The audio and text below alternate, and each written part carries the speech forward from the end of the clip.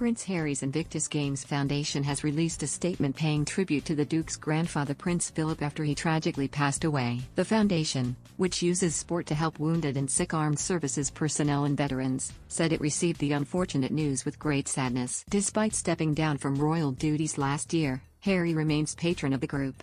The foundation tweeted, "It is with great sadness that we have learned of the passing of His Royal Highness the Prince Philip, Duke of Edinburgh. All of us at Weary Invictus offer our deepest condolences to Her Majesty the Queen, the royal family and to our patron the Duke of Sussex, the Duke's grandson." The touching tribute came just hours after Buckingham Palace announced the death of the Duke of Edinburgh. The Queen's husband passed away peacefully this morning at Windsor Castle, the palace said in a statement released at around noon. Harry, 36, who served in the armed forces for 10 years and undertook 2 tours of Afghanistan, set up the foundation in 2014. This week it was reported that Harry and Meghan had produced a Netflix documentary about the Invictus Games. Last September, the streaming giant announced that it had signed a multi-year deal with the Queen's grandson and his American wife. The show, Heart of Invictus, tracks several athletes as they train for the 2022 Invictus Games. In a statement, Harry said, "Since the very first Invictus Games back in 2014, we knew that each competitor would contribute in their own exceptional way to a mosaic of resilience, determination, and resolve. This series will give communities around the world a window into the moving and uplifting stories of these competitors on their path to the Netherlands next year. I couldn't be more excited for the journey ahead or prouder of the Invictus community for continuously inspiring global healing, human potential and continued service."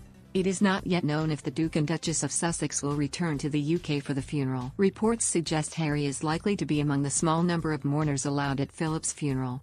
Government guidance stipulates that a maximum of 30 people can attend a funeral in England. Under current rules, mourners coming from outside England are required to self-isolate from arrival and for the first full 10 days after they arrive. But Harry would be entitled to leave his place of self-isolation on compassionate grounds to attend the funeral.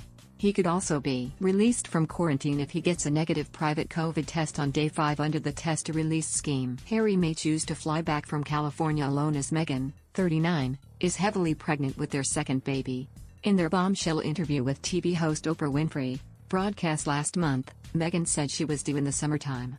The couple had not seen Philip for over a year when he died, and the last time Philip saw Archie was in late 2019 before the Sussexes flew to Canada for Thanksgiving and Christmas. The Sussexes departed Britain in March 2020 for their new life overseas. They left their son behind with his nanny when they flew back to the UK in January and March.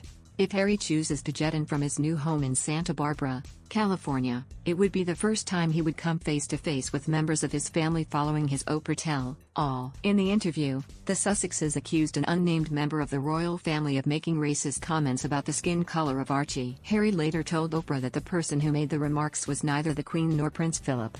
Given his status as a member of the royal family traveling to support the Queen, the Duke might be considered exempt from travel restrictions. Philip was survived by his wife Queen Elizabeth II, his 4 children, 8 grandchildren and 10 great-grandchildren.